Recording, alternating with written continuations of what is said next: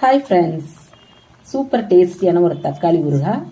1/2 kilo தக்காளியை நல்லா கொதிக்கிற தண்ணியில் போட்டு காஷ்மீரி மிளகாய் 5, நம்ம ஊர் வரமிளகாய் 5 இதோடய போட்டுருந்தோங்க. போட்டுட்டு எல்லாம் நல்லா கொதிச்சதுக்கப்புறம் பழம் வெடிச்சதுக்கப்புறம் இந்த மாதிரி தோலை நல்லா உரிச்சு எடுத்துக்கணுங்க.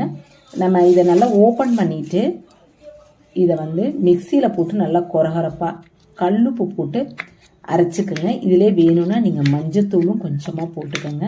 ஏன்னா மருந்து எதுவும் அடிச்சிருப்பாங்க காயில், அதனால மஞ்சத்தூள் வேணும்னா நீங்கள் போட்டுக்கோங்க. போட்டுட்டு உப்பு, பெருங்காயம், கட்டி பெருங்காயம் இது போட்டுக்கோங்க.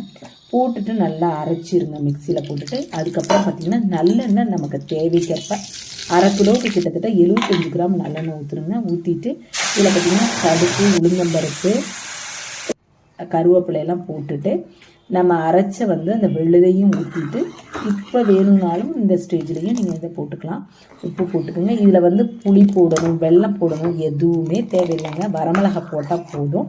அப்படி வேணும்னா நீங்கள் உங்களுக்கு டேஸ்ட்டுக்கு வேணும்னா கொஞ்சமாக புளி ஊற்றிக்குங்க.